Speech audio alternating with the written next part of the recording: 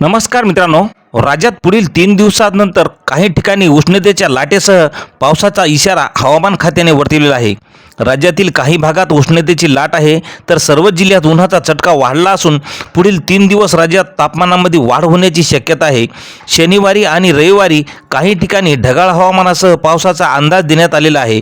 तर आज आणि उद्या कोकणातील पालघर, ठाणे, मुंबई, रायगड, रत्नागिरी, सिंधुदुर्ग या जिल्ह्यात काही ठिकाणी उष्ण आणि दमट हवामानाचा अंदाज आहे।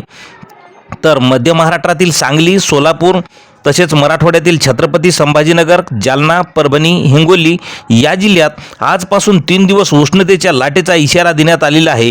तर अकोला, अमरावती आणि वर्धा जिल्ह्यात काही ठिकाणी पुढील 5 दिवस उष्णतेची लाट कायम राहील असा अंदाज हवामान विभागाने दिलेला आहे। तर यवतमाळ, जळगाव, चंद्रपूर या जिल्ह्यात शुक्रवारी आणि शनिवारी तसेच नागपूर जिल्ह्यात शनिवारी, बुलढाणा, अमरावती, सातारा, अहिल्यानगर या जिल्ह्यात शुक्रवारी उष्णतेच्या लाटेचा इशारा देण्यात आले आहे आणि शनिवारी आणि रविवारी राज्याच्या काही भागात ढगाळ हवामानासह पावसाची शक्यता वर्तवण्यात आलेली आहे। शनिवारी सिंधुदुर्ग, कोल्हापूर, हिंगोली, नांदेड आणि लातूर या जिल्ह्यात ढगाळ हवामानासह हलक्या पावसाचा अंदाज आहे। तर धाराशिव जिल्ह्यात मेघगर्जनेसह वादळी पावसाची शक्यता आहे। तर रविवारी धाराशिव, लातूर, नांदेड, सोलापूर या जिल्ह्यात काही ठिकाणी मेघगर्जनेसह वादळी पावसाचा अंदाज आहे।